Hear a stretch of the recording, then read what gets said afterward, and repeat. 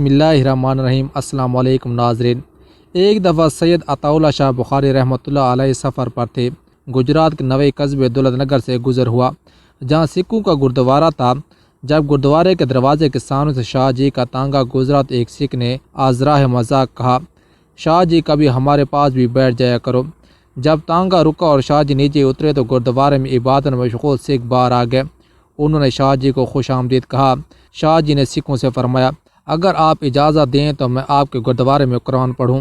انہوں نے فوراً اجازت دے دی۔ شاہ جی گردوارے میں داخل ہوا۔ جب قرآن پاک کی ایک سورت کی تلاوت اپنے مخصوص انداز میں شروع کی تو سکھ تڑپنے لگے، یہاں تک کہ وہ بلند آواز سے کلمہ پڑھتے ہوئے مسلمان ہو گئے۔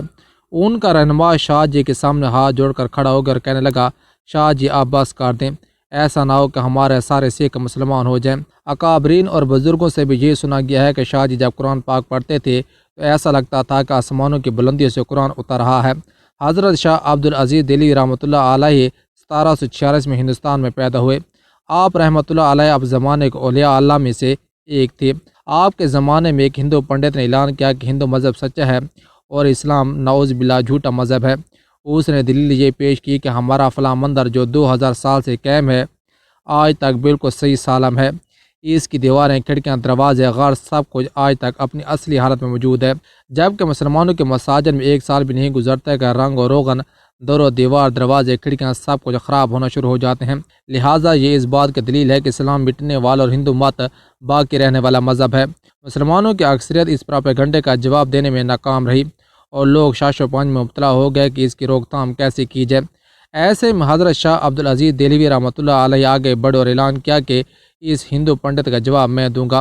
پنڈت نے پوچھا کیا جواب ہے؟ حضرت شاہ عبدالعزیز دہلوی رحمۃ اللہ نے فرمایا، ایسے نہیں، اس مندر کے دروازے پر جا کر جواب دوں گا۔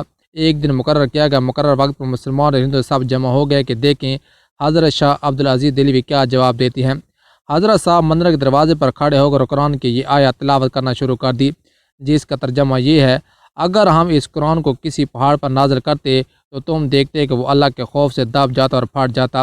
آپ رحمۃ اللہ علیہ آیات پڑھتے جاتے اور مندر کے دیواروں اور دروازوں کی طرف انگلی سے اشارہ کرتے جاتے۔ ایسے میں اللہ تعالیٰ نے آپ کے ہاتھ پر اپنے دین کی حقانیت کی کرامت ظاہر فرما دی۔ مندر کی دیواریں گرنے لگے، دروازے ٹوٹنے لگے۔ مسلمانوں نے اللہ اکبر کا نعرہ لگایا۔ پنڈت فوراً حضرت شاہ عبدالعزیز دہلوی رحمۃ اللہ علیہ کے قدموں میں گر پڑا اور کہنے لگا، بس کریں، بہت ہو گیا، میں مان گیا کہ اسلام سچا مذہب ہے، لیکن اس کی حقیقت تو بتائیں کہ یہ سب کیسے ہوا؟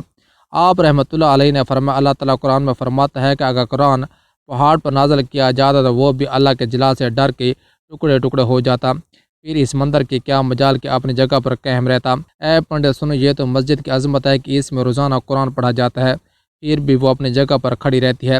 جب پنڈت نے یہ سنا تو فوراً دائرہ اسلام میں داخل ہو گیا اور وہاں موجود تمام ہندو بھی مسلمان ہو گئے۔ اوکے دوستو، امید آپ کو یہ ویڈیو اچھی لگی، اگر اچھی لگے چینل کو سبسکرائب کریں، بیل کا لازم دبائیں تاکہ ہر آنے والی ویڈیو کی نوٹیفیکیشن آپ تک پہنچے۔ خدا حافظ۔